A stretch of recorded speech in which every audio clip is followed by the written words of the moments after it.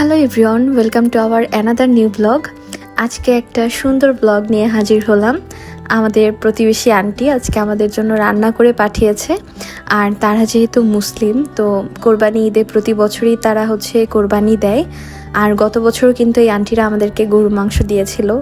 তো এবার ওনারা গ্রামের বাড়িতে কোরবানি দিয়েছে, আর যার জন্য আমাদের মাংসটা এবার রান্না করে পাঠালো। গত বছর কিন্তু কাঁচা মাংস ধরে পাঠিয়ে দিয়েছিল, আমরা রান্না করে খেয়েছি। আর এই বছর আন্টি নিজের হাতে রান্না করে আমাদের জন্য দুপুরবেলা নিয়ে হাজির হলো। সাথে ছিল চালের আটার রুটি, যেটা সে নিজে হাতে বানিয়েছে। এখানে ছিল পোলাও, তারপর চিংড়ি মাছ, একদম বড় বড় সাইজের চিংড়ি মাছ। সাথে পোলাওর সাথে ডিম সেদ্ধ করা ছিল। এরপরে গরুর মাংসের দুইটা আইটেম ছিল। একটা সাদা তরকারির মতো, যেটা রান্না করে, আর একটা ঝাল তরকারি, আর সাথে এরকম সাদা রুটি। অনেক দিন পরে এরকম চালের আটার রুটি হাতে বানানো, এটা খেলাম মাংস দিয়ে। এত সফট ছিল রুটিগুলো, আমি আসলে বিশ্বাসই করতে পারছিলাম না। নর্মালি দেখা যায় চালের আটার রুটি বানালে কিন্তু একটু শক্ত হয়ে যায় যখন ঠান্ডা হয়ে যায়, কিন্তু এই রুটিগুলো এত নরম তুলতুলে ছিল, খেতেও বেশ মজা হয়েছে।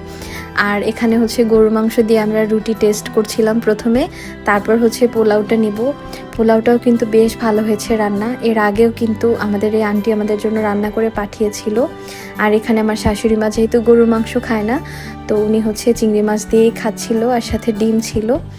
তো এই তো এভাবেই আমরা আজকে দুপুরে লাঞ্চটা করলাম আমাদের আন্টির হাতে রান্না দিয়ে। আমরাও কিন্তু খুলনাতে গেলে ওনাদের জন্য চেষ্টা করি কিছু না কিছু আনার। তো এরকম একজন প্রতিবেশী কিন্তু পাশে থাকা আসলেই ভাগ্যের একটা ব্যাপার। তো আমরাও কিন্তু এবার মতো কোরবানির মাংস টেস্ট করলাম, যদিও এর আগে আমার বড় ননদ আমাকে কোরবানির মাংস খাইয়ে গিয়েছিল ঈদের দিন বিকেলবেলায়। তো যাই হোক, আজকের এই ব্লগটা আপনাদের ভালো লাগলে অবশ্যই একটা লাইক করবেন। এখন আমরা মজা মজা করে লাঞ্চ করে নিচ্ছি। এই ছিল আজকের একটা ছোট্ট ব্লগ। সবাই ভালো থাকুন, সুস্থ থাকুন। Have a good day.